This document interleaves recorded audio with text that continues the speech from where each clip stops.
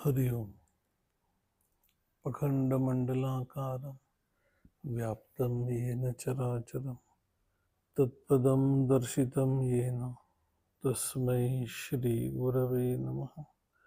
ओम. श्री भगवान वाच.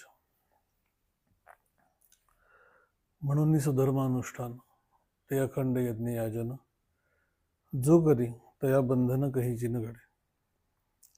ज्ञानेश्वरी नित्यपाठातला कर्मयोग आपण समजून घेत आहोत. 8व्या ओवीपासून एकूण या कर्मयोगाच्या विवरणाची सुरुवात झालेली आहे नित्यपाठामध्ये.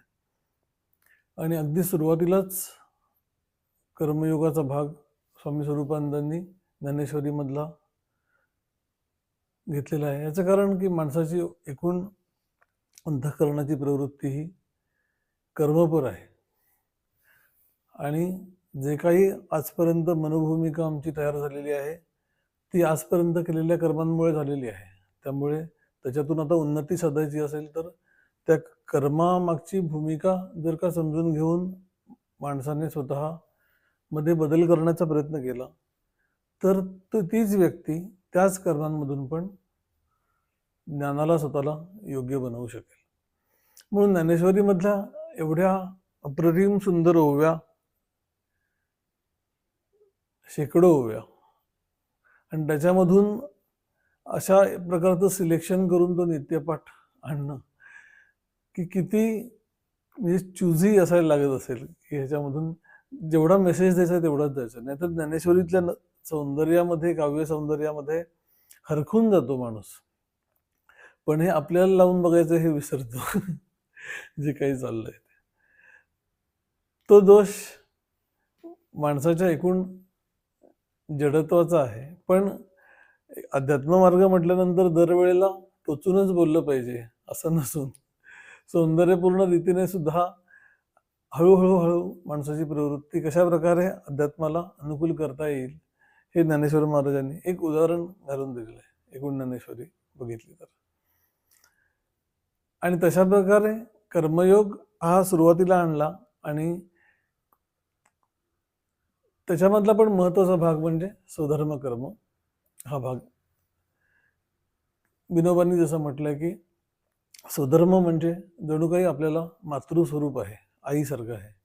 कारण त्याचाच आपल्याला आधार आहे की जे काही कर्म आमच्या वाटेला आलेलं आहे त्याच्यामधून आम्ही स्वतःची उन्नती साधून घ्यायची आहे. म्हणून आम्ही इतर लोकांचा आधार घेऊ शकतो, देवाचा आधार घेऊ शकतो, गुरूंचा आधार घेऊ शकतो.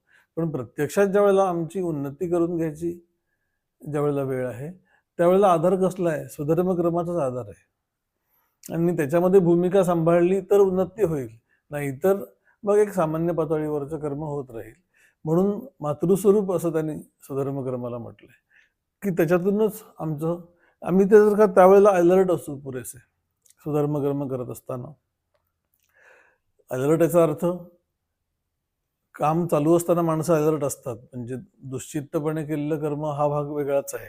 पण मागची भूमिका ईश्वराची सेवा अशा प्रकारची जर का आम्ही सांभाळली तर प्रत्येक गोष्ट आम्ही जीवनकर्मातली ही ईश्वराशी जोडून घेऊ शकतो. आणि तसं करण्याची प्रेरणा हा एकूण कर्मयोगाचा भाग देतो आहे. कर्मयोग हा आपल्याला वस्तुतः गीतेमुळे जास्ती माहितीचा झालेला आहे. पण असं नाहीये की गीतेमध्येच तो प्रथम मांडला गेला. उपनिषदांमध्ये, वेदांमध्ये पण त्याचा उल्लेख विखुरलेल्या स्वरूपात येतो. आणि त्यावेळेला बहुतेक वेळेला त्या कर्माचा जो संबंध आहे तो वेगवेगळ्या धार्मिक कर्मांशी, यज्ञ कर्माशी, कर्मकांडाशी थोडक्यात जोडलेला आहे. त्याचा एकूण स्कोप वाढवणं हे गीतेने पुढच्या काळामध्ये केलेलं आहे. आणि म्हणजे अगदी उपनिषदांमध्ये पण अगदी ईशावास्य उपनिषद घेतलं तर त्याच्यामध्ये सुरुवातीलाच ओम ईशावास्यमिदं सर्वं यत्किंचित जगत्यां जगत, हे सगळे जग ईश्वरानेच व्याप्त केलेलं आहे. आणि मग त्याचा उपभोग करताना काय कर तर तेन त्यक्तेन भुंजिता, त्यागपूर्वक भोग. कर्मयोगच सांगायचं आहे त्यांना. पण म्हणजे काय कर हे नीटचं एक्सप्लेन जर का करायला पाहिजे आहे ते गीतेने अक्षरशः सुरुवातीचे 2-3 अध्याय त्याला डेडिकेटच केले, कारण हाच तर महत्वाचा भाग आहे. ईशावास्यमिदं सर्वम हे आम्हाला आता मान्यच आहे, पटलेलं आहे. पण त्यागपूर्वक भोग्य म्हणजे काय, कर तरी काय, हा जो भाग आहे तो गीतेमध्ये केवळ कर्मकांडाच्या विशिष्ट कर्मांना मर्यादित न ठेवता आमच्या एकूण जीवन कर्माशी निगडीत आणून ठेवलेला आहे. म्हणून त्याला स्वधर्म कर्म असं म्हणत असताना म्हणून स्वधर्मानुष्ठान याच्यातून प्राप्त काय होईल, तर आधीच्या ओवीमध्ये झालेलं आहे की सकळ काम पूर्णता, सर्व प्रकारच्या कामना पूर्ण होतील. हा त्याचा एक अर्थ आहे की ज्या ज्या गोष्टी आम्हाला ऐहिकामध्ये प्राप्त व्हाव्याशा वाटतात, आम्ही काही अगदी असे एवढे निसंग नाही की ईश्वर सोडून आम्हाला तर काहीच नको म्हणून सगळंच सोडून गेलो, ते आम्हाला पेलणारं नाहीये. मग नसे नका, जे काही करतो आहेस त्याच्यामधून त्याच्यामागची भोगत्याची भूमिका म्हणजे मीच हे करणार आहे आणि त्याच्यानंतर मी याचा उपभोग घेणार आहे, अशा प्रकारे जो अहंकाराचा भाग आहे तो जर बाजूला ठेवला तर तेच सुधर्म कर्म हे आम्हाला ईश्वर प्राप्तीसाठी म्हणून योग्य करून देईल. आणि म्हणून त्याला सकळ कामपूर्णता प्राप्त होय असं म्हटल्यावर याचा अर्थ असा आहे की एकतर सगळ्या कामना पूर्ण होतील, म्हणजे ऐहिक कामना पण पूर्ण होतील आणि ईश्वर प्राप्तीसाठी पण स्वतःला योग्य करून घेशील. म्हणून 2 प्रकारच्या कामना, त्याला श्रेयस आणि प्रेयस असं म्हटलं जातं. म्हणजे अर्जुन जो सुरुवातीपासून दोषा लावतो आहे तो श्रेयस्कर काय आहे ते सांगण्यासाठीच सांगतो आहे. त्याला एकाने खूप सुंदर अर्थ केलेले आहेत की त्याचे की श्रेयस आणि प्रेयसचा अर्थ म्हणजे फरक तरी काय, तर त्यांनी असं म्हटलंय श्रेयस याचा अर्थ जे कायमस्वरूपी समाधान प्राप्त करून देतात ते श्रेयस, आणि प्रेयस याचा अर्थ जे तात्कालिक समाधान प्राप्त करून देतात त्याला अर्थ प्रेयस. म्हणून प्रेयस हे आता काही प्राप्तच करू नका आणि ऐहिक जीवनामध्ये काही उन्नती नाही केली तरी चालेल, कसंही राहा, अशा प्रकारचा भाग सांगितलेला नाही.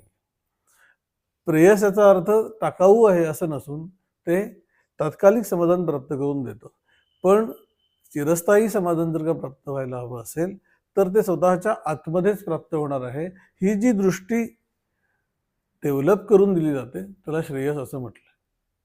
नाहीतर मग दरवेळेला आम्ही कशावर तरी अवलंबून आहोत आणि मग अनेक गोष्टी मिळाल्या पण आतमध्ये अजून काहीतरी अपूर्णतेची जाणीव जी राहते, त्याचं कारण ओव्हरऑल दृष्टिकोन जगण्याकडे बघण्याचा हा वस्तुनिष्ठ करून ठेवलेला आहे की काहीतरी मिळालं तरच आम्ही सुखी.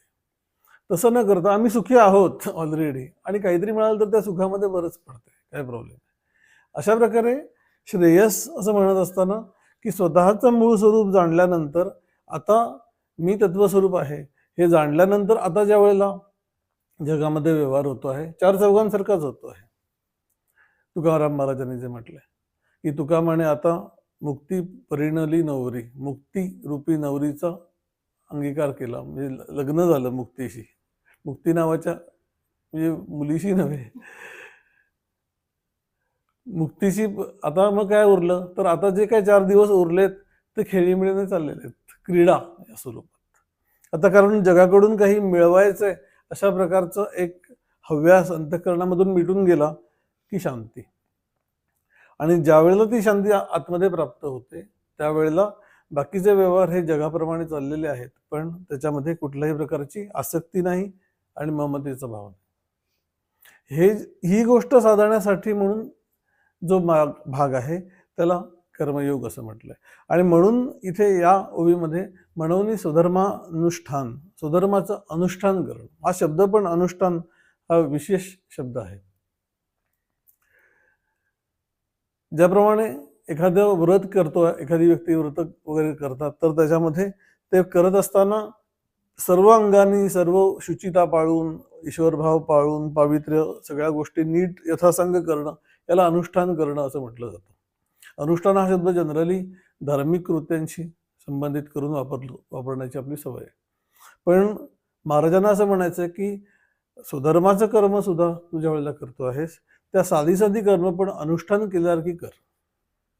पुढे अगदी 18व्या अध्यायात ज्या वेळेला सांगितलेलं आहे की कशा प्रकारे ते कर्म करावं, तर तरी स्वाधिकाराजनी नावे जे वाटिया आले स्वभावे. स्वाधिकाराजनी नावे याचा एक अर्थ असा लावलेला आहे की वर्णाश्रम धर्मानुसार, की ज्या ज्या आश्रमामध्ये आम्ही आहोत, ज्या प्रकारचं आम्हाला कर्तव्य आहे ते आम्हाला प्राप्त झालंय.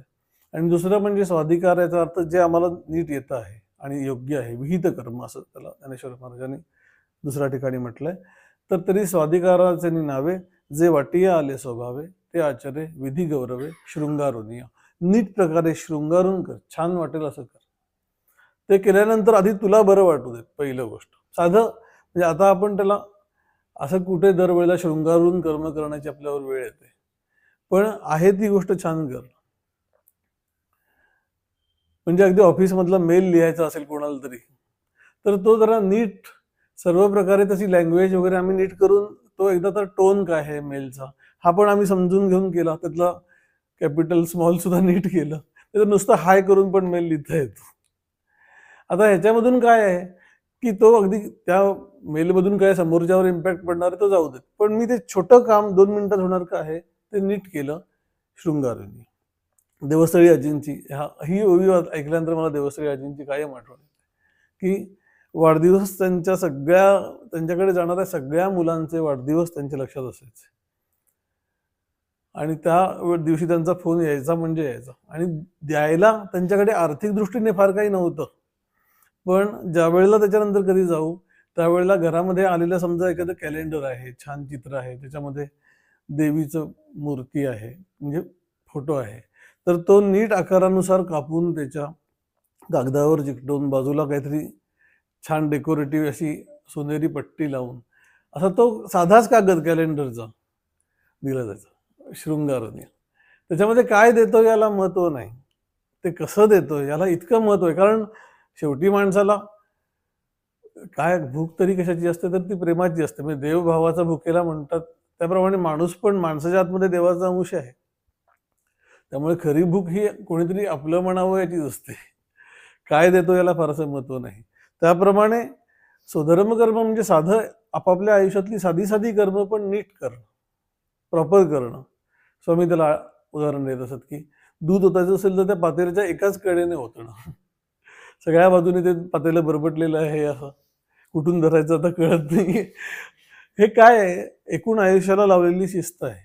प्रत्येक कर्म हे देवाशी संबंधित करून ज्यावेळेला आम्ही करतो, नैवेद्य ज्याप्रमाणे आम्ही देवासमोर ठेवतो, तो सुद्धा कसा ठेवतो, ही स्वतः देव समोर बसल्यानंतर स्वामींच्या हातात आम्ही जसं देऊ तसं आम्ही देवासमोर ती वाटणी ठेवतो का नैवेद्याची, तपासून बघण्याची गोष्ट आहे.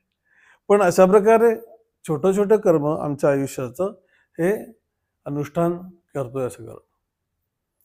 म्हणून स्वधर्म अनुष्ठान ते अखंड यज्ञ याचना. आणि ही भूमिका एकदा का अंतःकरणाला कळली की मग यज्ञ याचन म्हणजे यज्ञार्थ कर्म याच्यासाठी म्हणून हा सगळं विवरण चाललेलं आहे.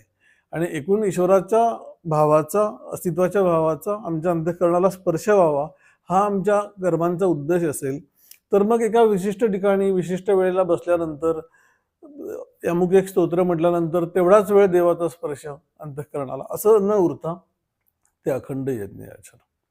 यज्ञाची जी संकल्पना आहे ही कशासाठी आहे मुळात, तर एकतर एकूणच उन्नती साधणं हा जो मनुष्याचा स्वभाव आहे त्याच्यामधून काहीतरी दुसऱ्याला मिळून, म्हणून माणूस हा समाजशील प्राणी असं जे म्हटलं जातं, त्याच्यामधून स्वतःचं आणि समाजाचं एकूणच उन्नती व्हावी याच्यासाठी म्हणून स्वतःचं काहीतरी समर्पण करण्याच्या भूमिकेतून यज्ञ या संकल्पनेचा उदय झालेला आहे. आणि त्याच्यामधून ईश्वर प्राप्तीसारखा उंच उद्दिष्ट गाठणं हा तर टप्पा आहेच, आणि त्याच्याबरोबरच स्वर्गप्राप्ती, एकूण पुण्य मिळवणं, अशा प्रकारच्या अनेक ऐहिक आणि पारलौकिक गोष्टी प्राप्त व्हाव्यात आणि त्याच्यासाठी म्हणून स्वतःकडचं काहीतरी समर्पण करण्याची आवश्यकता आहे. ही भूमिका अंतःकरणामध्ये माणसाच्या उदित झाली आणि त्याच्यामधूनच या यज्ञ या संकल्पनेचा एकूण विकास झालेला आहे. आणि त्याच्यामधली भूमिका जर का आम्ही समजून घेतली तर आम्ही कुठलंही कर्म हे यज्ञार्थ भूमिकेतून करू शकतो हे गीतेला सांगायचं आहे.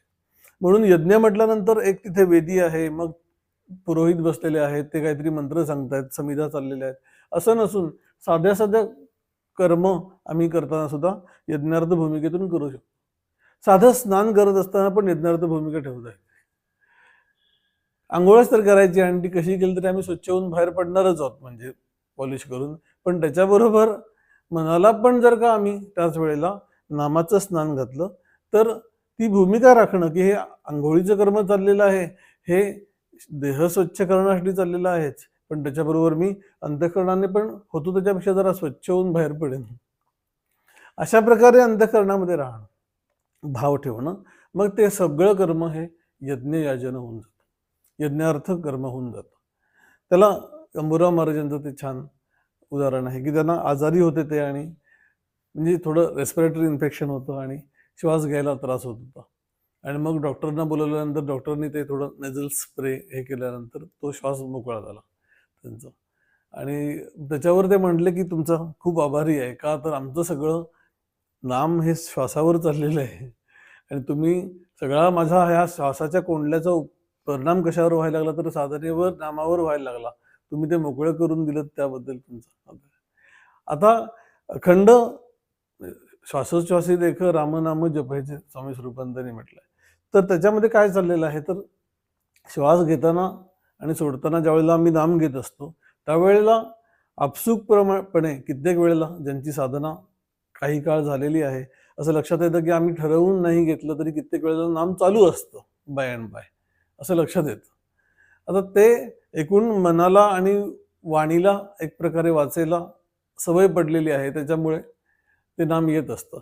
पण त्याच्या पुढचा टप्पा म्हणजे त्यांनाही बरं वाटतं माणसाला की लोक नाम घेत नाहीत, आमचं मध्ये मध्ये आपोआपच येतं. एक छान चाललंय आपलं असं वाटणं ही गोष्ट बरोबर आहे, पण त्याच्याबरोबर ते नाम घेत असताना आम्ही जर का अंतःकरणाने ईश्वराशी संबंधित होऊन राहण्याचा प्रयत्न केला तर तो श्वासोच्छ्वासाचं साधं कर्म हे सुद्धा आमचं यज्ञयाजन कर्म चाललेलं आहे असं समजायला हरकत नाही. म्हणून आम्ही कुठेतरी विशेष कर्म केल्यानंतर आमचा कर्मयोग चालू होतो असं नसून जे काही कर्म करतो आहोत त्याला आम्ही योगामध्ये प्रवर्तित करून देतो. हे झाल्यानंतर असं जो करतो त्याला बंधन कहीची न घडे, त्याला कुठल्याही प्रकारे बंधन प्राप्त होत नाही. आधीच्या ओवीमध्ये बंधन कोणाला प्राप्त होतं ते सांगितलेलं आहे की हा निजधर्म जे सांडे आणि कुकर्मी रती घडे. अशा प्रकारे जो वागत नाही त्याला कुकर्मामध्ये रती घडते. कुकर्म याचा अर्थ दरवेळेला वाईट कर्म, आपण मागच्या वेळेला ते बघितलंय की वाईट कर्म करतो अशातला भाग नाही, पण एकूण अंतःकरण जडत्व घेऊन राहतं. एवढं सगळं ते बंधन आणि तो कर्म याचा माणसाला काही वेळेला ह्या सगळ्या गोष्टींचा कंटाळा वाटू शकतो की तो कर्मयोग म्हणजे ठीक आहे त्याची प्रिन्सिपल्स वगैरे, पण सारखं किती वेळा ते लक्ष ठेवून राहायचं आणि सारखी ती बंधनाची भीती वगैरे. त्यापेक्षा आम्ही ह्या गोष्टींमध्ये पडतच नाही, शांतपणे म्हणजे कर्म करून बंधनात पडण्यापेक्षा न करून शांत राहिलेलं काय वाईट आहे.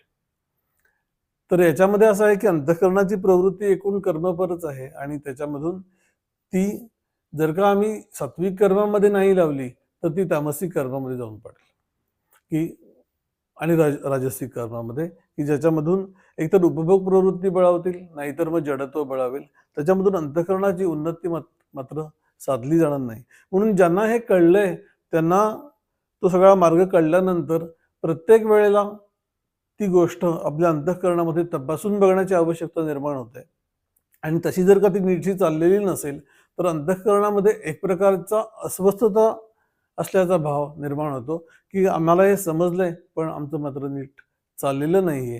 ह्याच्यामधून जी टोचणी लागते माणसाला त्याला अंबुराव महाराजांनी एका ठिकाणी असं म्हटलं की ज्या प्रकारे शाळेत जाणारे मुलं असतात तर शाळेत जाणारी मुलं जर का नीट शिकली नाहीत, नीट वागली नाहीत तर त्यांना शिक्षा करण्याची केली जाते.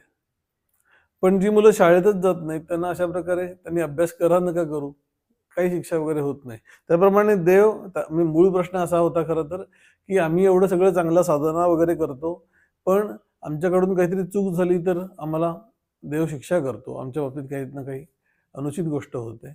पण काही लोक समाजात बघितल्यानंतर काहीच वागत नाहीत चांगलं, आपापल्या पण मजेमध्ये वागतात, सोयीनं वागतात, त्यांना कुठलीही शिक्षा होताना दिसत नाही. त्याच्यावर त्यांनी हे उत्तर दिलं होतं की तुम्ही देवाच्या शाळेत घातलेली मुलं आहात, त्यामुळे शिक्षा होते याचा अर्थ तुम्ही सुधाराल अशी तर अपेक्षा आहेत.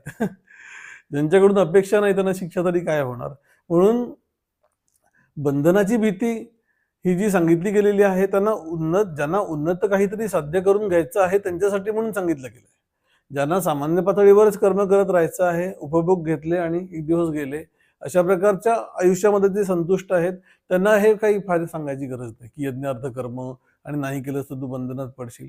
बंधनात पडशील याचा अर्थ काही फिजिकली कोणी बांधून घालेल असातला भाग नसून अंतःकरण हे उन्नत ध्येयाच्या दृष्टीने बंधनात पडतं. म्हणून दरवेळेला त्या कर्माचं बंधन म्हणजे अमुक एक कर्म केलं आणि त्याच्यानंतर स्वतःकडे कर्तृत्व भाव मनामध्ये आला, लगेच मी बंधनात पडलो, अशातला भाग नसून एकूण आमचं आजपर्यंतचं व्यक्तिमत्व जे डेव्हलप झालेलं आहे ते अनेक संस्कार घेऊन झालेलं आहे, ज्याच्यामध्ये ईश्वराच्या प्राप्तीची इच्छा हा त्या संस्कारांचाच एक भाग आहे. त्याप्रमाणे कर्तृत्व स्वतःकडे ठेवणं हा पण संस्काराचा भाग आहे. क्रेडिट मिळवण्यासाठी प्रयत्न करणं हा पण संस्कारांचा भाग आहे. त्याच्यामधून शिकता शिकता हळूहळू ते अंतःकरण परफेक्शनकडे जायचा प्रयत्न करेल आणि जोपर्यंत ते परफेक्शनला जात नाही, जोपर्यंत ज्ञानस्थिती प्राप्त होत नाही, तोपर्यंत काही कर्म ही यज्ञार्थ आणि काही कर्म ही सामान्य पातळीवरची अन्यत्र कर्म असं मिक्सचर घेऊनच आपल्याला हळूहळू एकूण प्रपोर्शन वाढवत जाणं आमच्या दिवसामधल्या एकूण रुटीनमध्ये साधनेचं आणि ईश्वरपरायणतेचं प्रपोर्शन वाढवत जाणं एवढंच आमच्या हातात आहे. आणि त्याच्यानंतर ते परफेक्शनला नेणं हे कृपासाध्य आहे. पण त्याच्यासाठी म्हणून आमच्याकडून कर्माची कुठल्याही प्रकारची ढिलेपणा असा होऊ नये हे आम्ही सांभाळण्याचा भाग आहे. आणि तसं नाही, असं जो कोणी करेल स्वतःकडून प्रयत्नांची पराकाष्ठा करेल त्याला कुठल्याही प्रकारचं बंधन अंतःकरणाने प्राप्त होत नाही असं सांगायचं आहे. म्हणून ओव्हरऑल इम्पॅक्ट आमच्या जीवनशैलीचा आमच्या अंतःकरणावर काय होतो आहे हे तपासून बघण्याची सवय या कर्मयोगामधून भगवंत आणि ज्ञानेश्वर महाराज आम्हाला लावत आहेत की एकूण जीवनशैली तुमची भोगपरायण आहे, विश्रांती प्रधान आहे का ईश्वरपरायण आहे.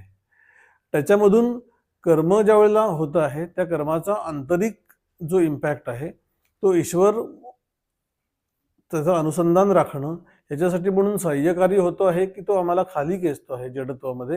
याच्यावरून ते कर्म आमची बंधनात पडत आहेत का हळूहळू आम्हाला सुधारण्यासाठी म्हणून प्रयत्न करत आहेत हे ठरतं. म्हणून कर्म कुठलं करतो आहे हे तितकं महत्त्वाचं नसून कर्माच्या मागची भूमिका कुठली आहे हे जास्ती महत्त्वाचं आहे. म्हणून यज्ञ कर्म असं म्हणत असताना गीतेने त्याला तो शब्द वापरला आहे की यज्ञार्थ कर्म. त्याच्यामधून यज्ञभूमिकेचा जो इसेन्स आहे की समर्पण करणं देवासाठी म्हणून, आमच्या स्वतःच्या उन्नतीसाठी म्हणून, ते सांभाळल्यानंतर सर्व प्रकारे ते कर्म छान करणं, त्याच्यामागचा कर्तृत्वाचा भाव टाकणं, मीच ते उपभोगणार आहे अशा प्रकारची फलामागची आसक्ती टाकणं, याच्यासाठी म्हणून ते कर्म करतानाच आम्ही बाय अँड बाय तयार असू असं न मानता आधीपासून तो भाव मनामध्ये जागरूक करणं, कर्म करत असताना ते उत्कृष्ट करणं आणि करून झाल्यानंतर जर का ते मनासारखं नाही झालं तरी ते ईश्वराला अर्पण केल्यानंतर ते आता सर्व बाजूंनी पूर्ण झालं, माझ्या बाजूने ते मी पूर्ण केलं, जे काय हे आहे त्याचं पुढे व्हायचं ती देवाची इच्छा. अशा प्रकारे कर्म करण्याआधी, कर्म करत असताना आणि कर्म करून झाल्यानंतर सर्व प्रकारच्या भूमिका सांभाळणं ह्याच्यामधून ते सुधर्माचं अनुष्ठान पूर्ण होत असतं. हा सगळा भाग या ओव्यांमधून 8व्या ओवीपासून या ओवीपर्यंत नीटपणाने विशद होत होत हा जो स्वधर्मक्रमाचा भाग आहे, एक विभाग म्हणू आपण या ज्ञानेश्वरी नित्यपाठातला, तो या ओवीने जणू काही पूर्णत्वाला जातो आणि त्याच्यानंतर अजून त्या कर्मयोगातून साध्य काय करायचं आहे हे सांगणाऱ्या ओव्या पुढच्या भागामध्ये आलेल्या आहेत. त्या आपण क्रमाक्रमाने पुढच्या वेळेला बघूया. हरि ओम तत्सत. सदा सर्वदा योग तुझा घडावा, तुझे कारणी देह माझा पडावा. उपेक्षू नको गुणवंता अनंता, रघुनायका मागणे हेची आता. उपासनेला दृढ चालवावे, भूदेव संतांसी सदा नमावे. सत्कर्मयोगे वय घालवावे, सर्वामुखी मंगल बोलवावे. जय जय